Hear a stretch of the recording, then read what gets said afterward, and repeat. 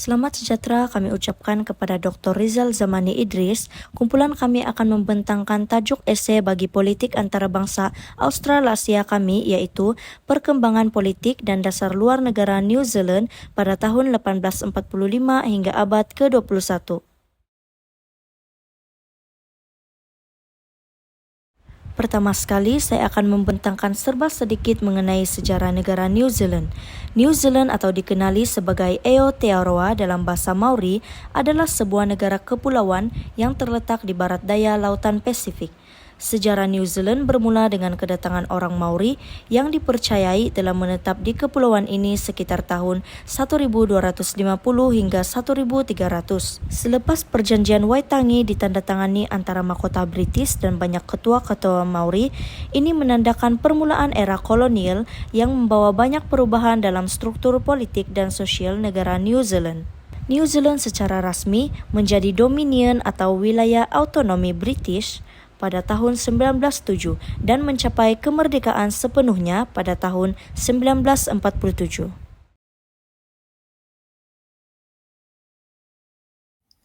Dalam era kolonial hingga awal kemerdekaan bagi negara New Zealand, kedua-dua ini merupakan salah satu peristiwa yang terpenting bagi negara tersebut, yaitu Perjanjian Waitangi. Perjanjian Waitangi ini ditandatangani pada 6 Februari 1840 antara perwakilan mahkota Britania Raya dan berbagai kepala suku kaum Maori. Perjanjian ini menjadi New Zealand sebagai koloni Inggris dan memberikan perlindungan hukum kepada penduduk Maori. Seterusnya, peperangan New Zealand. Terdapat banyak tanah Maori telah dirampas oleh kerajaan kolonial selepas peperangan yang menyebabkan mereka kehilangan besar bagi masyarakat Maori dan perubahan demografi yang ketara. Walaupun peperangan New Zealand berakhir pada 1872, penyelesaian penuh terhadap isu yang dihadapi oleh kaum Maori memerlukan masa yang panjang dan melibatkan usaha yang berterusan dari segi undang-undang, sosial, dan politik.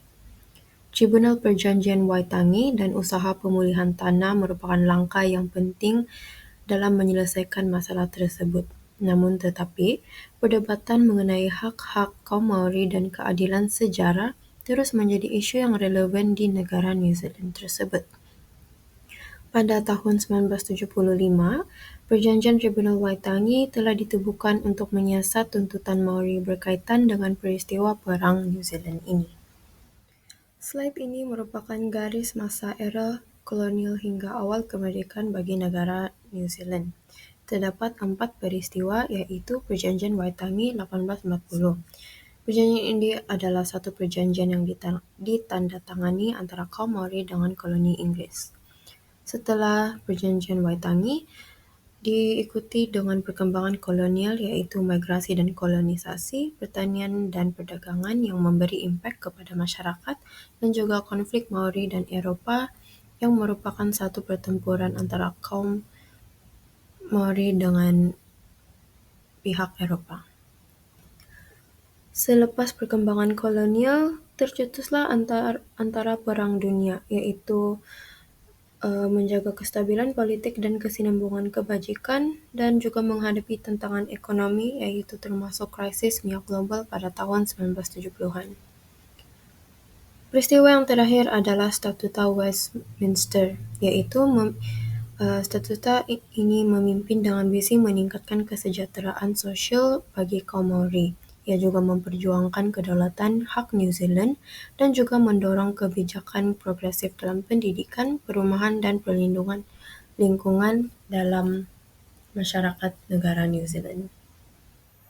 Seterusnya, sepanjang tempoh pasca Perang Dunia Kedua hingga tahun 1980, negara New Zealand menyaksikan pemerintahan-pemerintahan yang memainkan peranan penting dalam pembentukan dan perubahan sosial politik negara ini. Pemerintahan awal pasca Perang Dunia Kedua bermula dengan pemerintahan konservatif yang dipimpin oleh Sidney Holland dari Parti Nasional. Holland menjadi Perdana Menteri dari tahun 1949 hingga 1957. Fokus pemerintahannya adalah pemulihan ekonomi pasca perang, sokongan terhadap integrasi, New Zealand dalam ekonomi global yang berkembang dan memperkukuhkan hubungan yang rapat dengan United Kingdom. Walaupun melaksanakan hal-hal ekonomi yang konservatif, namun kerajaan Holland gagal mempertahankan majoriti mutlaknya di parlimen menjelang akhir tempoh pemerintahannya. Pada tahun 1975, Parti Buruh di bawah pimpinan Walter Nash mengambil alih pemerintahan selepas memenangi pilihan raya. Nash, seorang ahli politik yang berpengalaman, membawa agenda yang lebih progresif dalam aspek kesejahteraan sosial, termasuk memperluas sistem kesihatan dan pendidikan, serta memperjuangkan perlindungan pekerja yang lebih teguh. Pemerintahan Nash berusaha untuk menyeimbangkan kepentingan ekonomi dengan keadilan sosial. Setelah Nash, New Zealand mengalami pemerintahan konservatif di bawah pimpinan Keith Holyoake yang menjawat sebagai Perdana Menteri dari tahun 1960 hingga 1972 dan kembali semula pada tahun 1975 hingga 1977. Holyoake dikenali dengan gaya kepimpinan yang sederhana, memberi tumpuan kepada kestabilan politik dan kesinambungan dasar. Tempoh pemerintahannya dicorakkan dengan usaha menangani cabaran ekonomi, termasuk krisis minyak global pada tahun 1970-an. Seterusnya, pemerintahan Norman Keith dari Parti Buruh mengambil alih sebagai Perdana Menteri dari tahun 1972 hingga kematiannya pada tahun 1974. Keith dikenali sebagai pemimpin yang dinamik dan berwawasan dalam usaha meningkatkan kesejahteraan sosial serta mempertahankan kedaulatan New Zealand dengan dasar luar negara yang lebih bebas. Pemerintahannya menggalakkan dasar-dasar progresif dalam pendidikan, perumahan, dan perlindungan alam sekitar. Pada tempoh ini, New Zealand turut menghadapi cabaran sosial politik yang semakin rumit, termasuklah kesedaran yang meningkatkan mengenai hak-hak etnik, gerakan hak manusia, dan tuntutan untuk mengiktiraf identiti Maori dengan lebih luas. Pada awal 1990-an sehingga tahun 1996, berlaku peralihan yang ketara dalam sistem pilihan raya, di mana sistem pilihan raya New Zealand, yaitu First Past the Post, berubah kepada Mixed Member Proportional. Sejak awal 90-an lagi, New Zealand telah menunjukkan kekerapan peralihan kuasa antara dua parti, yaitu Parti Nasional dan Parti Buruh. Pemimpin Parti Nasional, yaitu Jim Bolger, memegang jawatan Perdana Menteri dari tahun 1990 sehingga 1997 selepas kemenangan dalam pilihan raya pada tahun 90 dan 93. Pemerintahan di bawah Jim Bolger ini menghalang campur tangan kerajaan dalam sektor ekonomi dan menggalakkan pasaran bebas. Pemerintahan Jim Bolger telah berakhir dan digantikan oleh wanita pertama yang menjawat jawatan Perdana Menteri pada tahun yang sama, dikenali sebagai Jenny Shipley. Pemerintahan Jenny Shipley bermula dari tahun 1997 hingga 1999. Dan walaupun pemerintahannya singkat, Jenny Shipley terkenal karena mempromosikan agenda keadilan sosial dan melaksanakan beberapa perubahan penting. Jenny Shipley membawa perspektif baharu kepada sistem politik New Zealand dengan menekankan isu-isu berkaitan dengan wanita dan keluarga. Hal ini dilihat, beliau memainkan peranan penting dalam pembaharuan sektor kebajikan dan pendidikan. Selepas tahun 1999 pula, Helen Clark yang juga pemimpin Parti Buruh menggantikan pemerintahan Jenny Shipley dari tahun 1999 hingga tahun 2008. Sepanjang pemerintahan Helen Clark, beliau memberi fokus kepada pertumbuhan ekonomi yang kukuh dan menjaga kebajikan sosial. Dengan itu, pemerintahan beliau terkenal dengan pertumbuhan ekonomi yang kukuh dan pelaksanaan dasar yang mengetengahkan kesejahteraan sosial. Antara dasar yang diperkenalkan ialah dasar pengurangan kemiskinan kanak-kanak dan dasar pembangunan sistem penjagaan kesihatan awam. Pemerintahan beliau ini menitikberatkan isu yang kurang dipandang sebagai masalah serius. Seterusnya, Helen Clark beralih kepada John Key pada tahun 2008 hingga 2016. Parti Nasional kembali berkuasa dengan menumpukan kepada dasar yang menyokong pertumbuhan ekonomi dan kestabilan fiskal selepas krisis keuangan global yang berlaku pada awal pemerintahannya. Pemerintahan John Key dilihat sebagai pragmatik dan fokus kepada pertumbuhan ekonomi dan kestabilan politik. John Key menggunakan pendekatan neoliberal pragmatis yang bermaksud menggabungkan dasar ekonomi liberal dengan kesadaran sosial yang pragmatik. Dan keadaan ini jelas menunjukkan bahwa beliau seorang pemimpin yang menjaga keseimbangan antara dasar-dasar pro-perniagaan dan kebajikan sosial. Pilihan raya 2017 yang dimenangi oleh Jacinda Ardern mengembalikan kuasa Parti Buruh dan menjatuhkan Parti Nasional yang dipimpin oleh John Key. Jacinda Ardern menjadi Perdana Menteri dari tahun 2017 hingga 2023 dengan menekankan gaya pemerintahan yang bersifat empati dan inklusif. Kepemimpinan beliau mendapat perhatian apabila menangani krisis besar seperti serangan pengganas di Christchurch pada tahun 2019. Beliau mengambil tindakan tegas dalam mengetatkan undang-undang senjata api di New Zealand karena sifat empati yang mendalam terhadap mangsa dan masyarakat Muslim yang terkesan dengan serangan tersebut.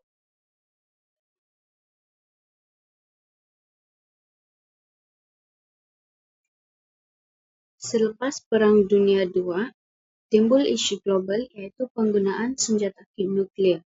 Pada tahun 1950-an dan 60-an, New Zealand mulai menunjukkan rasa kebimbangan terhadap ujian nuklir yang dijalankan oleh kuasa-kuasa besar di Pasifik, terutama sekali Amerika Syarikat, United Kingdom, dan Prancis. Pada tahun 1972, New Zealand dan Australia membawa kes senjata nuklir ke International Court of Justice (ICJ) sebagai langkah protes terhadap ujian nuklir oleh Prancis. Penentangan New Zealand terhadap ujian nuklir Prancis menandakan keberanian moral dan pendirian etika, serta protes ini memperkuatkan identiti nasional negara tersebut. Larangan kapal bersenjata nuklir juga berlaku pada tahun 1984 yang dipimpin oleh Perdana Menteri dikenali sebagai David Lamb. Pada masa ini, kapal bersenjata nuklir dan kapal yang berkuasa nuklir dilarang untuk memasuki kawasan pelabuhan New Zealand. Perdana Menteri menekankan bahwa langkah ini bukan hanya melindungi New Zealand dari ancaman nuklir, tetapi juga sebagai pernyataan moral terhadap proliferasi senjata nuklir di peringkat antarabangsa. Melalui dasar ini, hubungan antara negara-negara lain dan New Zealand dapat diperkukuhkan, karena terdapat juga negara yang berpendirian sama tentang isu nuklir ini. Akta Zon Bebas Nuklir, Perlucutan Senjata dan Kawalan Senjata telah diluluskan pada tahun 1987. Akta-akta ini bertujuan mengetatkan larangan kapal nuklir dan penyimpanan senjata nuklir di New Zealand. Pendirian tegas terhadap isu nuklir telah menjadikan New Zealand sebagai pemimpin dalam perihal senjata nuklir dan mendapatkan iktirafan antarabangsa. Jelaslah, dasar anti-nuklir membantu New Zealand membentuk identiti nasional, yaitu sebuah negara yang mengutamakan keamanan dan keselamatan. Seterusnya adalah peranan New Zealand dalam konflik antarabangsa. Yang pertama, peranan New Zealand adalah dalam penyelesaian konflik Timor Leste. Pada awal tahun 2000-an, Timor Leste menghadapi kekerasan politik yang serius selepas menyatakan kemerdekaannya dari Indonesia. New Zealand terlibat secara aktif dalam mengerahkan pasukan perdamaian sebagai sebahagian daripada misi Persatuan Bangsa-Bangsa di Timor Leste, dan keputusan New Zealand untuk menyumbang pasukan ini menunjukkan komitmen mereka dalam menyokong keselamatan dan keamanan bagi negara yang baru merdeka tersebut. Yang kedua adalah menangani ketegangan etnik yang berlarutan di Kepulauan Solomon dan Bougainville. New Zealand tidak hanya menyediakan sokongan diplomatik yang diperlukan untuk memudahkan komunikasi antara pihak-pihak yang bertikai, tetapi juga memberikan bantuan pembangunan yang diperlukan. Bantuan ini termasuklah program-program untuk memulihkan infrastruktur yang terjejas, meningkatkan akses kepada perkhidmatan asas seperti kesihatan dan pendidikan, serta mendukung kegiatan ekonomi tempatan untuk membangunkan semula masyarakat yang terkena impak konflik di Kepulauan Solomon dan Bougainville. Yang ketiga dan akhir sekali iaitu peranan New Zealand dalam memberi bantuan kemanusiaan dalam konflik seperti Syria dan juga Yemen. Melalui peranan mereka dalam diplomasi, mereka berusaha untuk menggalakkan perbincangan antara pihak-pihak yang bertikai serta mendorong komuniti antarabangsa untuk memberi sokongan kepada proses perdamaian yang komprehensif. Ini menunjukkan bahawa New Zealand tidak hanya mempunyai komitmen terhadap kemanusiaan global, tetapi juga berusaha untuk memainkan peranan yang konstruktif dalam mencari penyelesaian politik yang berkekalan untuk mengakhiri konflik. Sejak akhir Perang Dunia Kedua, hubungan New Zealand dengan negara-negara di Asia Pasifik telah berkembang pesat dan memainkan peranan penting dalam dasar luar negara. Hubungan ini dipengaruhi oleh kepentingan ekonomi, keselamatan, dan diplomasi.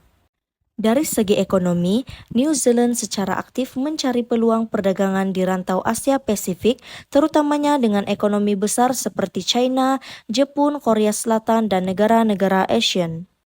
Perjanjian perdagangan bebas dengan China yang ditandatangani pada tahun 2008 adalah satu pencapaian penting yang memperkukuhkan hubungan ekonomi dua hala ini. Melalui perjanjian ini, kedua-dua negara dapat menikmati akses pasaran yang lebih baik, mengurangkan tarif, dan menggalakkan pertumbuhan perdagangan dua hala, yang mana hubungan erat dengan Asia Pasifik telah membantu New Zealand dalam memperluas pasaran ekspornya, terutamanya dalam industri pertanian dan tenusu. Dari aspek keselamatan pula, New Zealand telah terlibat dalam pelbagai inisiatif serantau untuk mempromosikan keamanan dan kestabilan di Asia Pasifik. Kerjasama dengan Australia dan negara-negara Asian dalam menangani isu keselamatan maritim, keganasan, dan bencana alam menunjukkan komitmen New Zealand terhadap keamanan serantau. Contohnya, New Zealand telah mengambil bahagian dalam latihan ketenteraan bersama dengan negara-negara ASEAN untuk meningkatkan keupayaan dalam menangani ancaman keselamatan maritim dan keganasan, dan New Zealand juga merupakan anggota Forum Kepulauan Pasifik yang berperanan dalam menyelesaikan isu-isu keselamatan dan pembangunan di rantau Pasifik. Seterusnya, di peringkat diplomatik, New Zealand telah berusaha membina hubungan yang erat dan saling menguntungkan dengan negara-negara Asia Pasifik. Penyertaan dalam forum-forum serantau seperti Kerjasama Ekonomi Asia Pasifik (APEC) dan Sidang Kemuncak Asia Timur (IES) memberikan peluang kepada New Zealand untuk memainkan peranan dalam perbincangan dasar dan kerjasama serantau. Contohnya, melalui APEC, New Zealand dapat berunding mengenai dasar-dasar perdagangan yang lebih terbuka dan adil, yang seterusnya dapat menggalakkan pertumbuhan ekonomi di rantau ini. Bukan itu sahaja, New Zealand juga aktif dalam menyokong usaha-usaha multilateral yang bertujuan untuk meningkatkan kestabilan politik dan pembangunan ekonomi di rantau ini. Penyertaan dalam forum-forum ini membolehkan New Zealand untuk terlibat secara langsung dalam perbincangan mengenai isu-isu serantau yang penting dan mempengaruhi keputusan yang diambil.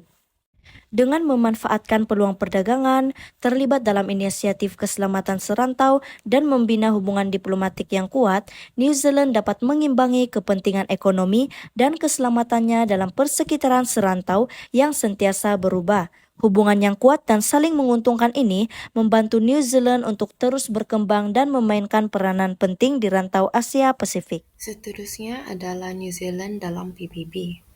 Yang pertama, sumbangan daripada New Zealand adalah dari segi ketenteraan. New Zealand telah menyumbangkan sumbangan tentera dan juga kaki tangan dalam satu operasi pengaman PBB sejak tahun 1948. Penglibatan New Zealand telah mencapai sebanyak 40 operasi keamanan di lebih 25 negara sepanjang 7 dekad yang lalu. New Zealand telah menyumbang pasukan dalam misi PBB, yaitu Pertubuhan Pengawasan Gencatan Senjata PBB, atau lebih dikenali UNTSO, bekerja pada pengaman di Timur Tengah pada tahun 1954. Seterusnya, New Zealand telah menyokong usaha damai di Sudan Selatan melalui misi semasa ini sejak tahun 2011. Sebelum pencapaian kemerdekaan Sudan Selatan, negara New Zealand juga telah menyumbang kaki tangan kepada misi PBB di Sudan dari tahun 2005 hingga tahun 2011. Selain daripada sumbangan dari segi ketenteraan, New Zealand juga telah menerbit buku panduan PBB. New Zealand telah menghasilkan buku panduan PBB tahunan. Menurut laman web Manatu Arore, buku panduan ini dikeluarkan pada permulaan setiap Perhimpunan Agung PBB dan juga direka untuk perwakilan PBB dari semua negara, media, dan juga orang ramai. Kesimpulannya, sejak tahun 1945 hingga abad ke-21, New Zealand telah mengalami perkembangan politik yang signifikan dan dinamik. Dari segi dasar luar pula, New Zealand menonjol dengan dasar anti-nuklir yang tegas, menunjukkan komitmen yang kuat terhadap keamanan dan perlindungan alam sekitar. Hubungan dengan negara-negara Asia Pasifik juga memainkan peranan penting dengan penekanan pada perdagangan, keselamatan, dan diplomasi yang memperkukuh kedudukan New Zealand di rantau ini. Secara keseluruhan, perkembangan politik dan dasar luar New Zealand dari tahun 1945 hingga abad ke-21 mencerminkan perjalanan sebuah negara yang terus berusaha untuk mencapai kestabilan, kemakmuran, dan kedudukan yang dihormati di pentas antara bangsa. Itu saja dari kumpulan kami, sekian terima kasih.